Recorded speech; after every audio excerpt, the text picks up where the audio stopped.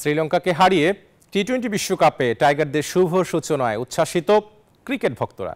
যুক্তরাষ্ট্রের বুকে এমন জয়ে উজ্জীবিত প্রবাসী সমর্থকরা। তাদের আশা, পরের ম্যাচে দক্ষিণ আফ্রিকার কাছ থেকে জয় ছিনিয়ে আনবে শান্তরা। অন্যদিকে দেশের ক্রিকেট ভক্তদের প্রত্যাশা, বাংলাদেশ যেভাবে কামব্যাক করেছে তারা পরের পর্বে জায়গা করে নেবে। ডালাসে লঙ্কানদের বিপক্ষে টাইগারদের জয়ের রথ পৌঁছে গেল বিশ্বের অভিবাসীদের রাজধানী নিউ ইয়র্কে। রাতের অন্ধকার ছাপিয়ে জ্যাকসন হাইটসে লাল সবুজের জয়গান। হারের বৃত্তে থাকা দলের এমন ফিরে আসা উজ্জীবিত করেছে ভক্ত সমর্থকদের।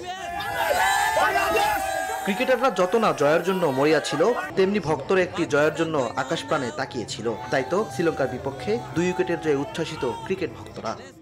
আমরা গেমটা জামাইকাতে বসে 168 থেকে কনফারেন্সে বসে দেখছি। তো আমরা খুবই মনে করেন গেমটা এনজয় করছি। তখন একজনকে দিয়ে আসলে টিমকে কাউন্ট করা খুব কঠিন। আমি বলবো পুরো 10টা মানুষই তাদের মানে best and the best right এটা করেছে।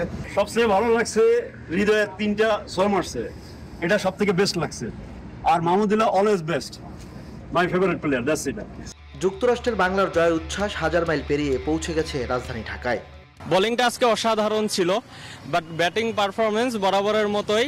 Still hope for the best. টাইগারদের এমন কামব্যাক দেখে সমর্থকরা আশা করছেন সেমিফাইনাল খেলবে বাংলাদেশ।